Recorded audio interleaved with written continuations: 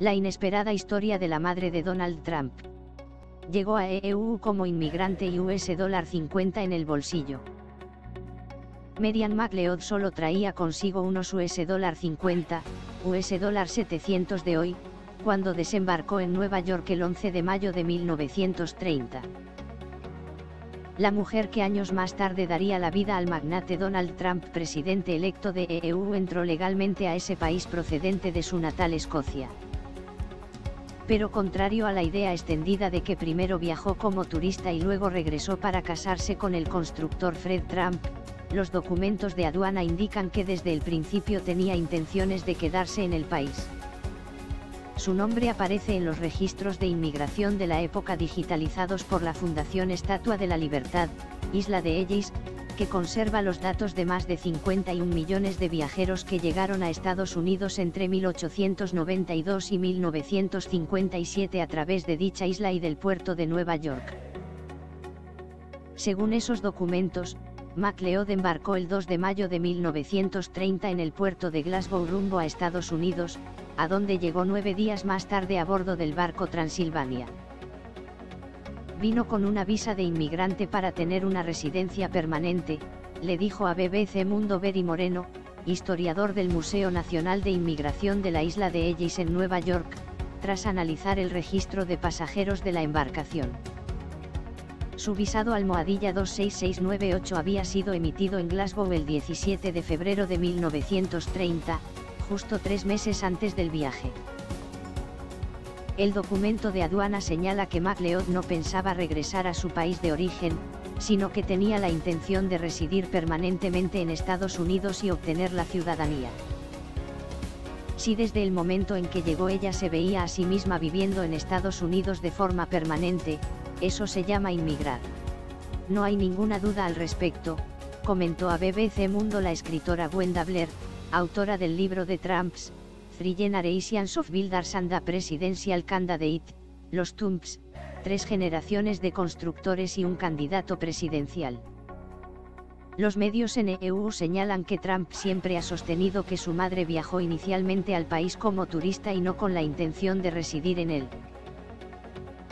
Para algunos es una distinción importante, dada la retórica en contra de la inmigración ilegal e incluso legal que ha caracterizado el discurso del magnate en su camino hasta la Casa Blanca. Sus ataques contra los inmigrantes mexicanos, a los que tachó de delincuentes, han hecho que la opinión que los hispanos tienen de Trump sea mayoritariamente desfavorable. También fue muy polémica su iniciativa de prohibir temporalmente la entrada de los musulmanes a EU. Originaria de Tong, un poblado de la isla de Lewis, al norte de Escocia, con 18 años la madre de Trump seguía los pasos de 3 de sus hermanas que ya se encontraban en Estados Unidos, Christina, Mary Joan y Catherine. Las autoridades apuntaron el nombre y la dirección de esta última en Astoria, Queens, como los datos de la persona que la iba a recibir en Nueva York. En cuanto a su oficio o profesión, el documento de aduana registra a McLeod como doméstica. Lo de doméstica puede significar varias cosas: una persona que trabajaba en su casa, alguien que trabaja en una casa de familia, cocinando y limpiando para otros, o alguien que trabaja en el servicio doméstico de una casa como sirvienta, explicó Moreno. En eso, McLeod también parecía seguir la senda, al menos, de su hermana Mary Joan, quien había trabajado en el servicio doméstico cuando conoció al que sería su esposo, Victor Pauli. Sea cual fuera el sentido que le daba a su definición de doméstica, lo cierto es que McLeod lo vuelve a utilizar en septiembre de 1934, cuando ingresa por segunda vez al puerto de Nueva York procedente de Escocia.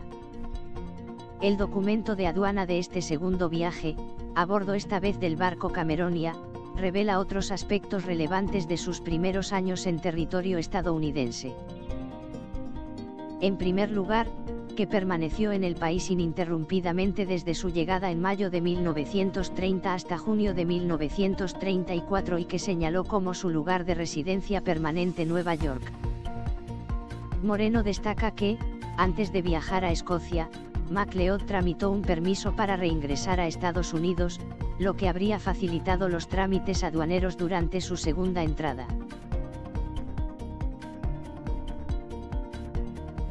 Ella venía de una familia muy pobre. Hubo una gran emigración del pueblo de donde ella procede porque a finales de la Primera Guerra Mundial la mayor parte de los hombres del pueblo murieron al hundirse un barco que los traía de vuelta, le contó a BBC Mundo Michael D. Antonio, autor del libro Never Enough, Donald Trump and the Pursuit of Success, Nunca Suficiente, Donald Trump y la búsqueda del éxito. Fue una gran tragedia. Muchas mujeres decidieron emigrar al ver que no tendrían con quién casarse. Se fueron a Canadá y a Estados Unidos, agregó. Y de Antonio también menciona razones económicas para emigrar, pues muchos granjeros de la isla de Luis fueron expulsados de esas tierras y tuvieron que mudarse al pueblo. Eran muy pobres porque ya no podían sembrar sus propios cultivos, relató. A juzgar por los documentos del viaje de MacLeod a bordo del Transilvania, Moreno cree que su situación económica no era totalmente precaria en ese momento. Tenía suficiente dinero para pagar segunda clase viajando en una cabina compartida con otra mujer y evitar la tercera clase. Obviamente, tenía algo de dinero, no era pobre, pero sí vino como inmigrante, dijo el historiador a BBC Mundo.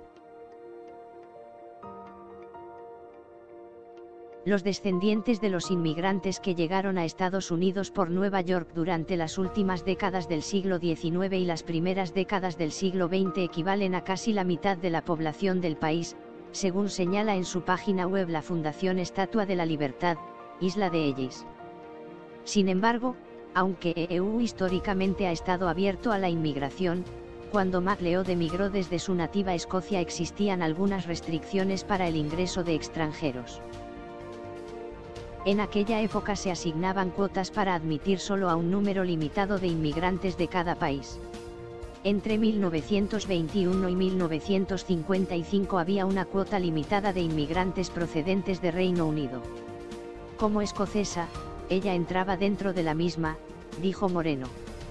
El historiador indicó que MacLeod debió, además, solicitar un visado para obtener el permiso de inmigración. En las hojas de control de los pasajeros de los barcos, llamados manifiestos, se registraban todos los datos de cada uno, incluyendo sus características personales, color de ojos, cabello, raza, etc. Cada pasajero debía responder a la pregunta de si traía al menos $50 y demostrar que los tenía. Esa fue la cantidad exacta que trajo consigo MacLeod en cada uno de sus 2 viajes. Si tenías menos de $50 había dudas sobre si podrías sobrevivir en Estados Unidos mientras conseguías un trabajo o podías reunirte con un familiar que te pudiera acoger, explicó Moreno. En su libro El arte de la negociación, Donald Trump se refiere a su madre como un ama de casa muy tradicional que tenía plena conciencia del mundo que estaba más allá de ella. El magnate describe una escena en la que su madre está absorta observando en televisión la coronación de la reina Isabel II. Estaba totalmente cautivada por la pompa y circunstancia, por toda esa idea de la realeza y el glamour, escribió.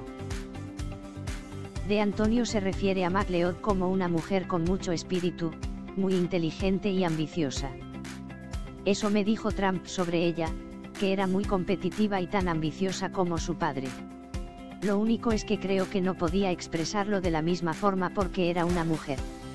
En esa época era difícil para las mujeres hacer una carrera y ser tan ambiciosas como pueden serlo hoy, dijo.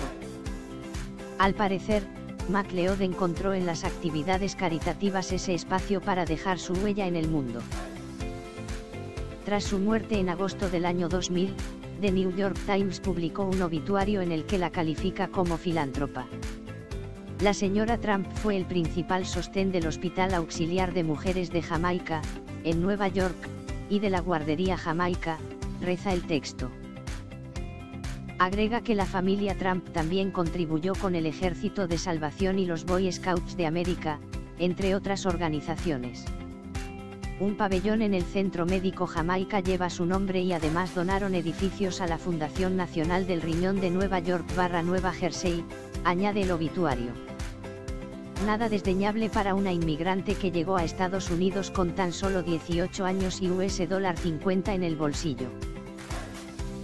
Esta historia se publicó originalmente en BBC Mundo en junio de 2016 y ha sido actualizada con motivo de la toma de posesión de Donald Trump.